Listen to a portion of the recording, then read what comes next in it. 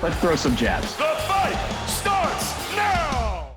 All right, Sergio, Ryan Garcia gets a big win over Javier Fortuna. So let's talk about Ryan Garcia against Tank Davis. If they fight before the end of the year, who you got? Listen, man, I want to say it's a 50-50 fight, but I got to choose somebody. And look, the powers there were Tank, the aggression, it's always must-see action. I would favor in 51-49 over Garcia, but it's a fight that needs to happen because it's just such a great fight. Look, I think if you had asked right after the Emmanuel Tago fight, I would have understood people saying Tank Davis.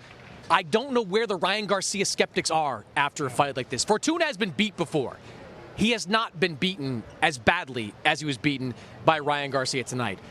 Completely dominated, start to finish, knocked down 3 times before eventually spitting out his mouth guard and saying effectively no mas in that moment. I think Tank Davis is a great fighter. I think Tank Davis is a smart fighter. But the size and perhaps even the speed advantage that Ryan Garcia would have in a fight like that, I think gives him the advantage. I think Ryan Garcia would be able to linger on the outside more against Tank Davis, force Tank to come in and hit him with one of those big shots, and when he does, he can clip him with one of those hooks. I thought Ryan looked light years better in the fight on Saturday than how he looked against Emmanuel Tago. And we got to give Joe Goosen a lot of credit for that because we opened up a side of Ryan Garcia we haven't seen. That's the patience, the discipline, not smothering himself, and the right hand. Not only coming from straight in front of you, but looping around with a right hook. He didn't ignore the body. Okay, but tell me then, Sergio, if you think Tank Davis, you favor him slightly, how does Tank Davis win a fight against Ryan?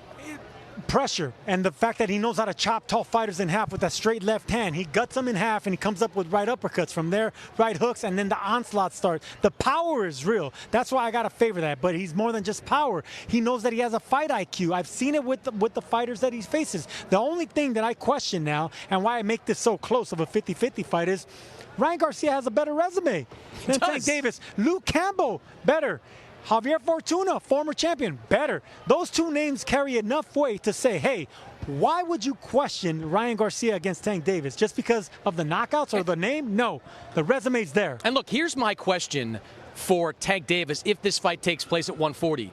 Does he have the same power? We know he has great power at 130. He has very good power at 135. But a lot of the guys he's fought have not been the most threatening in terms of power punch. You go up to 140 and fight Mario Barrios, good fighter, don't get me wrong, but not a massive power puncher. You go down and fight down to 130 and fight Leo Santa Cruz, he was kind of a blown up guy at 130 pounds. Rolly Romero had power, but he was flawed and he wound up jumping into some kind of big shot. I have not seen Tank Davis take on a fighter as dangerous as Ryan Garcia since Jose Pedraza. And Ryan Garcia is more dangerous than Jose Pedraza. So I think Garcia should be favored in a fight like that.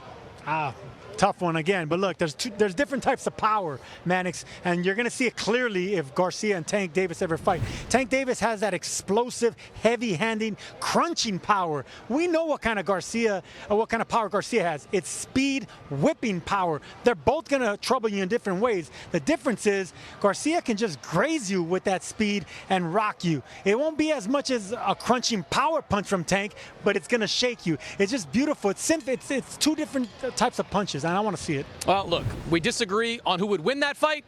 We both agree we want to see that fight. Yes, sir.